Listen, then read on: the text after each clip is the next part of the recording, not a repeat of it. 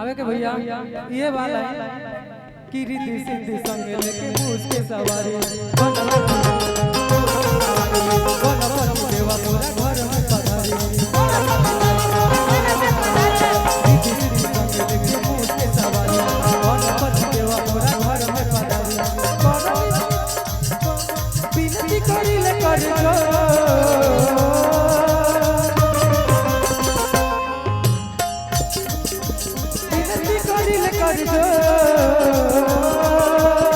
गौरी नंदन है जगवंदन गौरी नंदन है जगवंदन करहु कारज सिद्ध गौरी नंदन है जगवंदन गौरी नंदन है जगवंदन करहु कारज सिद्ध गौरी नंदन है जगवंदन लेके मूस के सवारी गणपति देवा मोरा घर में पधारी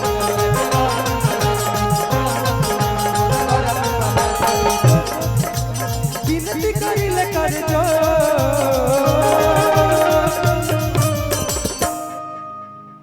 अरे की विनती करी ले कर जो गौरी नंदन है जगवंदन गौरी नंदन है जगवंदन करहु कारज सिद्ध गौरी नंदन है जगवंदन गौरी नंदन है जगवंदन करहु कारज सिद्ध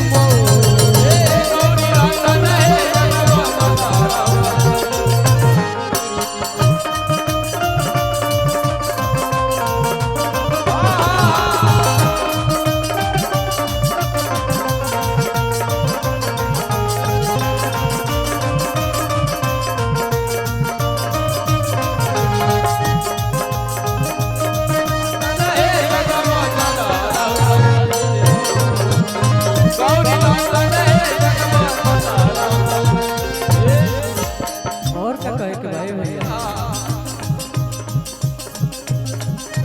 हे लंबोदर हे गजानन हे लंबोदर हे गजानन आई हमरे आनंद जी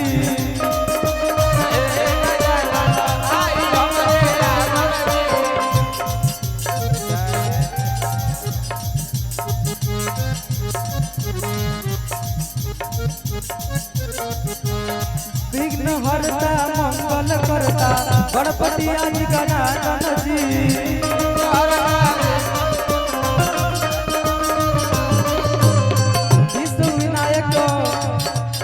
विश्व विनायक सिद्धि नायक विधि विनायक आई हमारा आनंद जी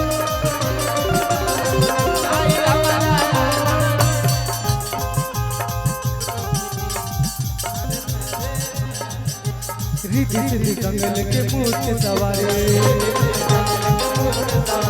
गणपति देवा मोरा घर में पधारे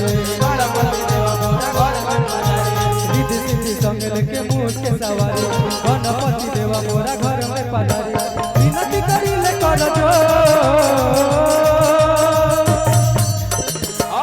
हम ऐसे लिरिक्स भुला गइली हो काहे कि केहू इतना मतलब जगराता हो रहल बटे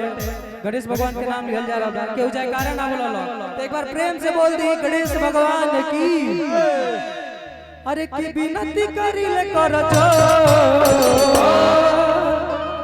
गौरी नंदन है जगवंदन गौरी नंदन है जगवंदन